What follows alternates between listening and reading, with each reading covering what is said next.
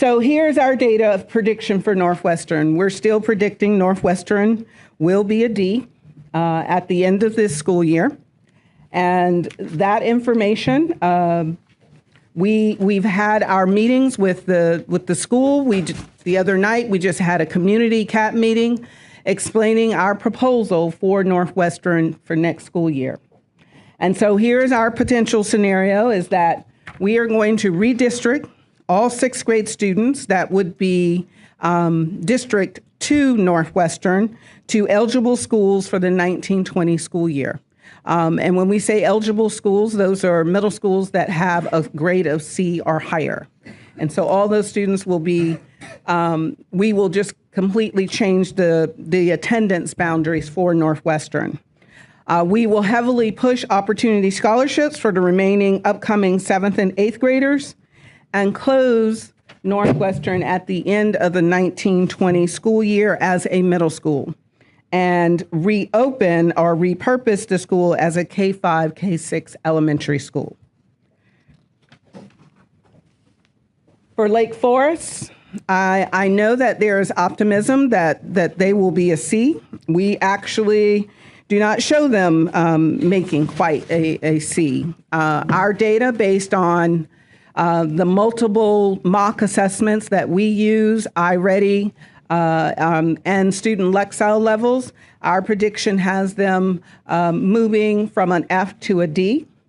And because of that, we have also put in a proposal that we would repurpose Lake Forest and that we would consolidate the entire school into one of our high-performing elementary schools that could handle that capacity for those students. So for the data for our Cycle 1, Year 2 schools, we have Ramona Boulevard. We are predicting that they will be a C, 45%. Gregory Drive, a C. George Washington Carver, a C. Arlington Middle, we are still projecting that they will be a D, which will move them into the possibility of needing an external operator. Hyde Park, this is Cycle 1, Year 1. They were an F this past year. We are predicting that they will move to a D.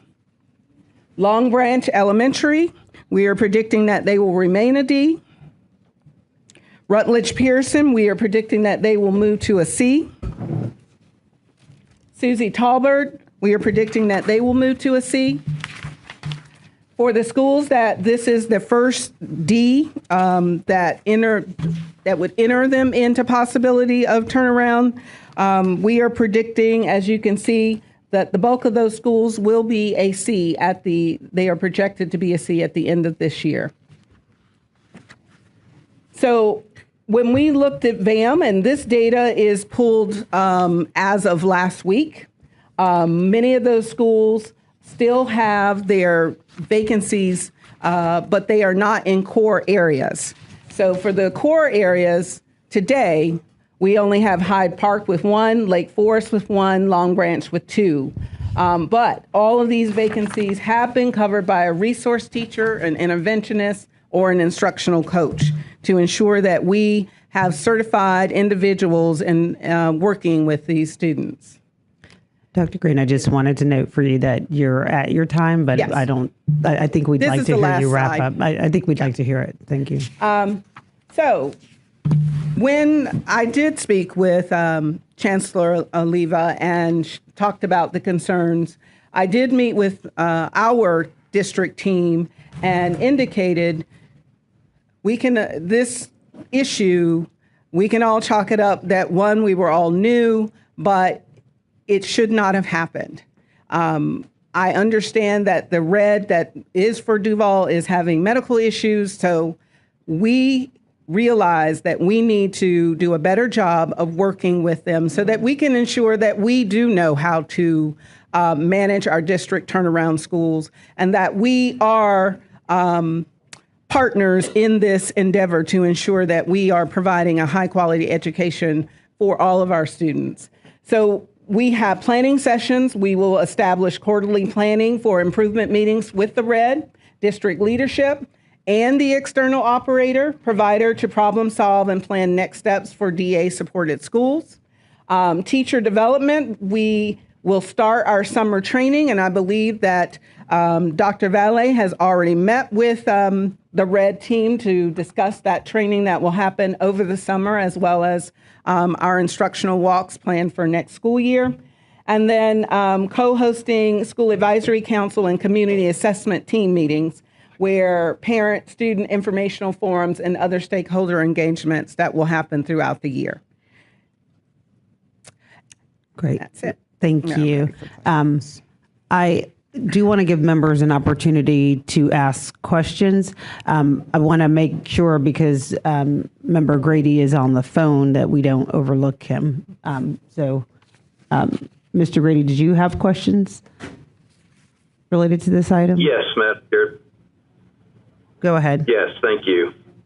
Superintendent Green, thank you for that. I appreciate your candor regarding the anticipated grade for Lake Forest, and I also appreciate that you appear to have some bold plans for both Lake Forest and Northwestern, and without knowing the details and the specifics of those plans, I don't have strong opinions this morning on whether they are good or not, but I like very much the fact that you are thinking boldly and not trying to or hoping to continue the status quo and expecting things to change.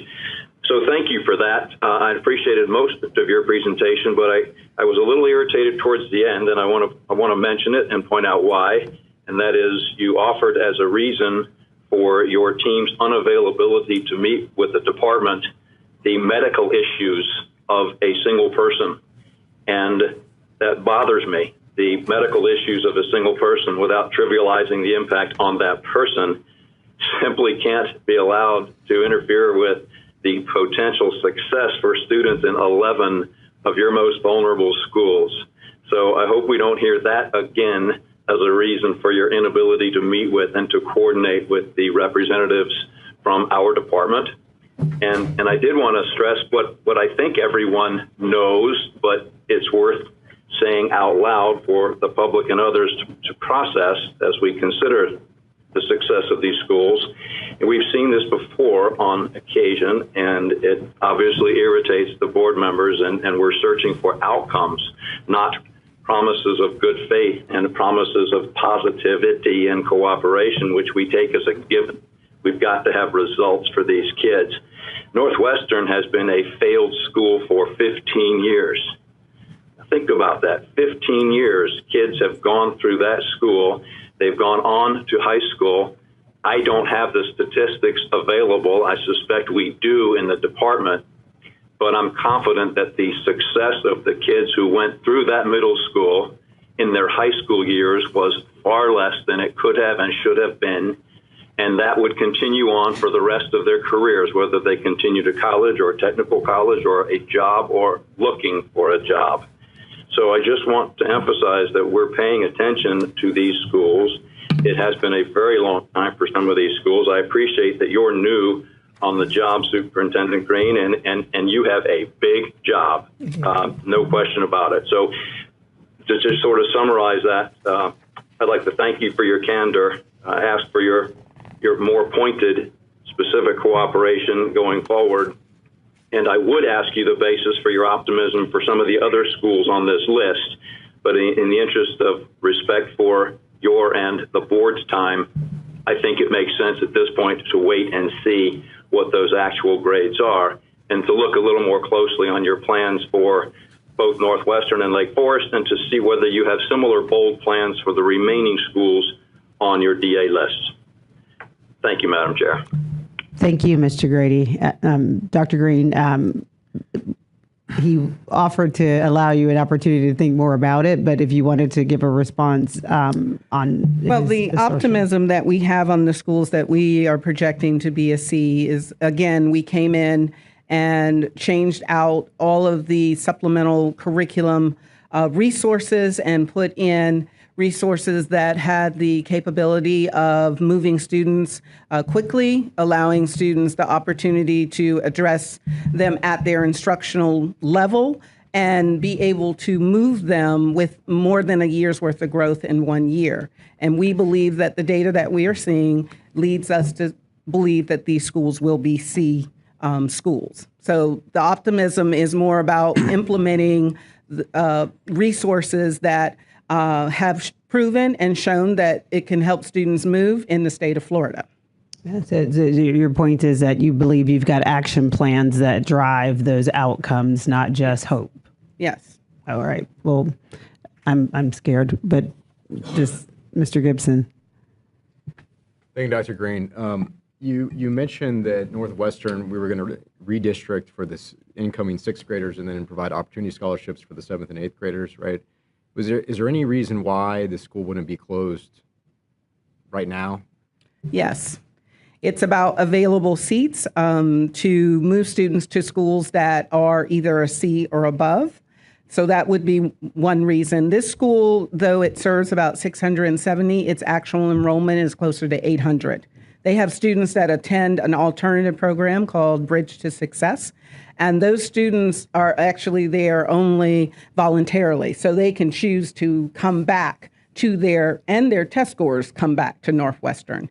And by redistricting the sixth graders and opportunity scholarships for seventh and eighth, we have 1 more year under the external operator to really work with those students and hope and now I don't like to say the word hope, and build their capacity, one, to add more time in their school day to work with them. We did start a project with our high school math teachers coming in to tutor these students at Northwestern. We want to see that to completion. And reason number 2 is an anecdotal reason. This school has had a new principal. I think they've had 6 principals in the last 4 years, and a student asked the new principal, "Are you getting ready to leave us?" And she said, "No, I'm staying here for the long haul, and I need her to keep her promise," because that student would then graduate and go on to high school.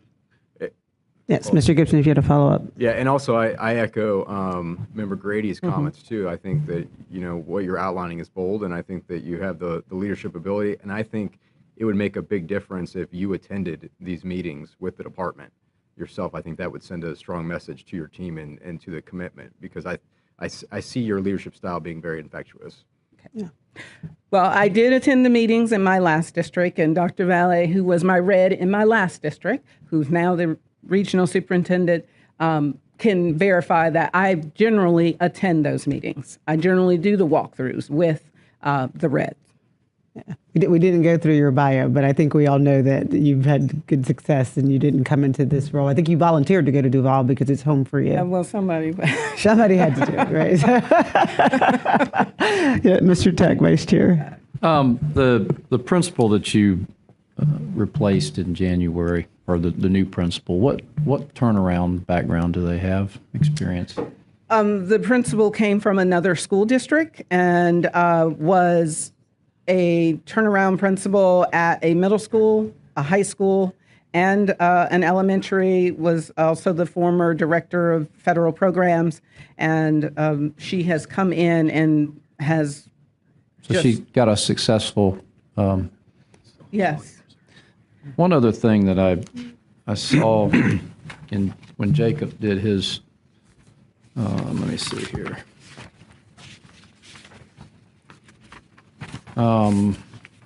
Teacher evaluations.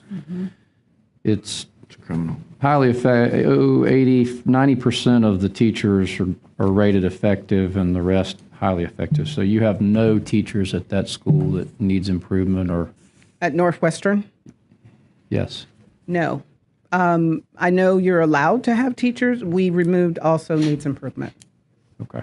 We removed unsat and needs improvement from both Northwestern and Lake Forest. I guess my question is the grade that school has now. You still have all effective and highly effective?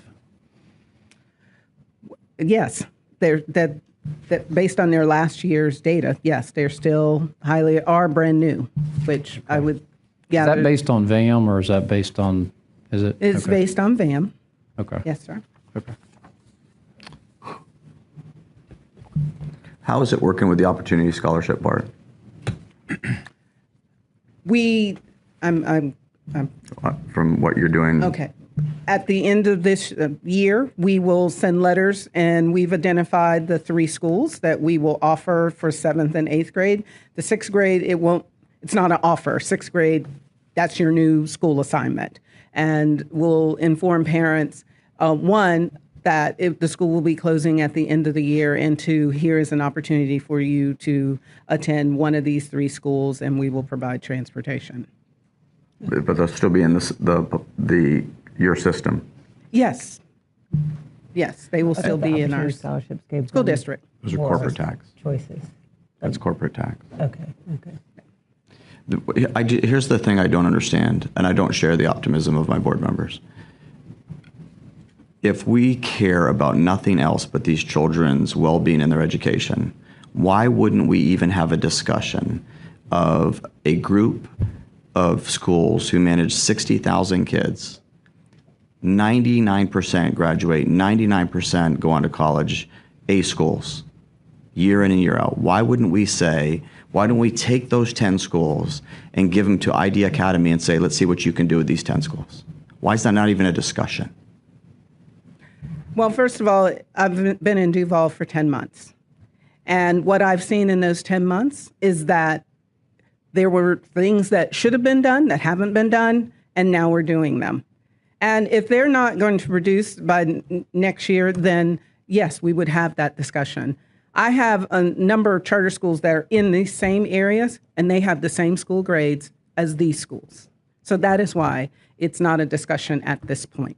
No, you have a different charter operator than ID Academy. You do not have an ID Academy. An ID Academy has philanthropy in your town and is willing to come in. Why don't you give half of them to IDEA and half of them you keep, and let's see how it works? Are we afraid of that competition? No, I have 40 charters in my school district. I am not afraid of the competition, but I believe that what I see in those schools today, that those schools can overcome. Those communities are not communities, one, that exactly want to change their schools. As you can see, many of these schools have historical figures as the name of those schools. Those communities are very proud of their schools, and they want to fight for their schools. And I want to fight for them as the superintendent. And so for this year, as I stated, it seems if the predictions are correct, out of the 10, 50% of them are going to be a C or higher. And 100% of them were a C or higher a year before. Yeah. I mean, how many times are we going to play that cycle? So we get them out of turnaround, we get them a C for a year, then they're all back to Ds. Then we get them out, we do a year. I mean, we're talking about kids' lives. I don't understand why we don't do something more dramatic, more quickly. As Commissioner Grady said, 15 years. 15 years, only one time were they a C or better. One time. Yeah. That's not wrong. That's criminal. Why don't we go aggressively in another direction? What are we so afraid of, especially when we see what their record is? I'm not asking you to go gamble with some school that's already been in your district and not succeeded. I'm asking you to go with someone who's absolutely succeeded with 60,000 kids identical to these. Well, as I stated, I am making a bold move with Northwestern and Lake Forest. No, you're closing them. Why are we just closing them? That's not even good for the community. I'm reopening those parents don't want those schools closed. Elementary school. You're right. They don't want it closed. So we have met with that community and we have shared this plan, and they are open to this plan. These students are going to schools that are successful. Did you share with them the opportunity that they could turn them over into ID Academy, and here's ID Academy, and here's what they do? We can close the school and do this, or we can not close the school and do this. And where was the community? I'll tell you where that community is. They're over here. You didn't even give them the option. I'm sorry. They came to our community and they met with the community without me.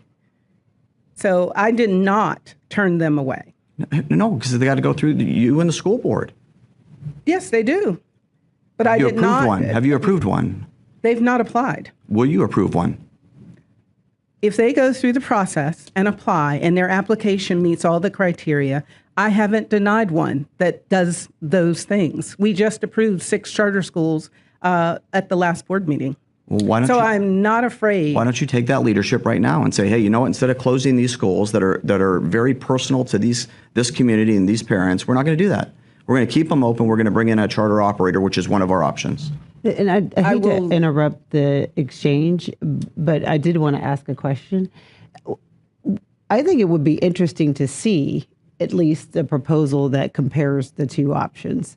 And I don't know what kind of timeline we're on, but even if we were to go with the commissioner's suggestion to take some portion of those schools and put them into the ID Academy model and to me, it would be interesting to see the outcomes, to see which one improved the fastest, of the ones that improve the fastest, which ones maintain and sustain the high quality goals that we're reaching for. So it might give us better indicators on best practices going forward, and it might give us a little petri dish to do some testing on what models get us the fastest results, especially since we're working with, pretty much similar populations in some of these programs. So it could be, in my opinion, an interesting opportunity for us. And I don't know what the economics and timelines would be in putting together those two options, but it would be interesting to see. Is that something that we could learn more about? Is that directed to me? I asked that of both of you because I Listen, don't you know hold the cards. If I held the cards, they'd be open tomorrow.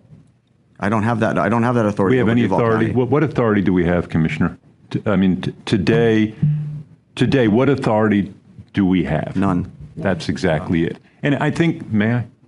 Sure. But I just want to clarify real quick. My question is just to understand the difference between the two options in more detail, because I wouldn't want to make a vote on something I don't understand in detail, but I would Looks still like we have no want, authority anyway. Yeah. I guess my concern is this, that I don't doubt your passion, okay? I mean, that's evident. I don't doubt your background. I know your background.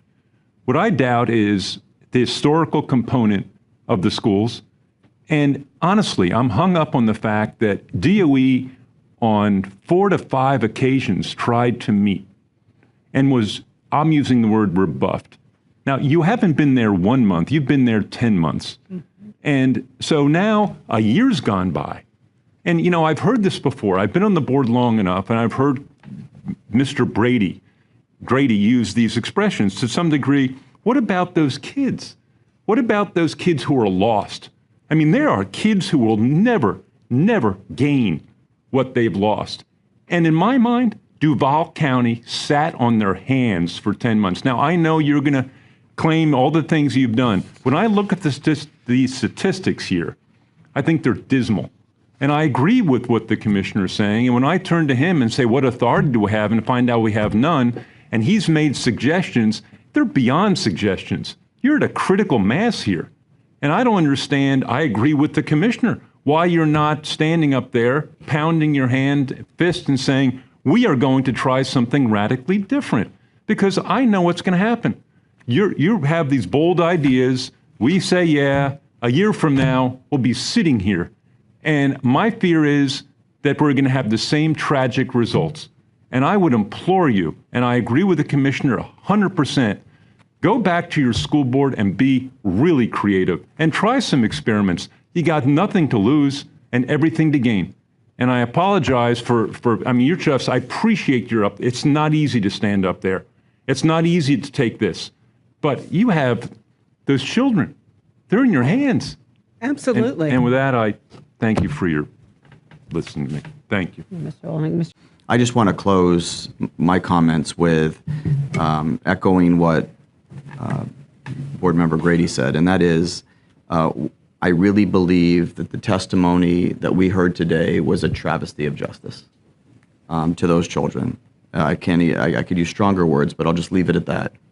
Not only do they not cooperate with us for the last 10 months during her tenure, no one else's tenure, her tenure, but the results are just absolutely grotesque. And when asked, they don't even consider an option that's viable that the state's considered with undeniable proof in outcomes. And then I would just say, you know, she says, well, there's 2 other charters in my district that don't perform well. That's a complete falsehood. Those charters are B and C schools on a regular basis, unlike the display that we saw on that board. Then she said, you know, I asked her would she approve a charter, and she goes, if they comply and they're good and they have that record, I'll approve them. She just denied a AA charter school to go in exactly those neighborhoods. A AA to go into those neighborhoods, Seaside Academy. She denied them, and her reasoning was beyond specious. She started quoting separate but equal from Brown v. Board of Education. The only thing that's going on in Jacksonville that is separate and unequal is the opportunity of those kids on that board. They have a complete and utterly unequal opportunity at life, facilitated by the leadership. And she led the charge to the board to deny that charter. And so what I will echo with Board Member Grady is we will go back to the drawing board and we will find ways to hold these districts accountable. And if it means that they never get approved for DA, and that's the highest level of punishment that we can come up with, or we go back to the legislature and find a way to get them to give us some sort of emergency rules to go over there and literally take over the district. I'd encourage that. I would encourage that second option. Yeah. I agree. Yeah, I mean, I would encourage the second option. I don't know what the legislative process is, and I don't mean to impose the will of the people, but And just the final point on that is, you know, she's been on the job for 10 months, and the visionary, you know, how do we save those children? 21 schools, just an atrocious record, 11 of them all in the turnaround system right now. How do we save those kids? It's a $1.95 billion program to build them all new schools. How many people here think building new bricks and mortars, tables and chairs is going to do anything for those kids? $2 billion. That's my visionary plan to save kids in failing schools. I mean, it's as I think one of you guys said, it might have been Board Member Grady, is, you know, let's go track, find those people, find their faces, because now they're, you know, 20, 25, and 30, and have them sit before us and say, what is your life like as a result of that abject failure for decades?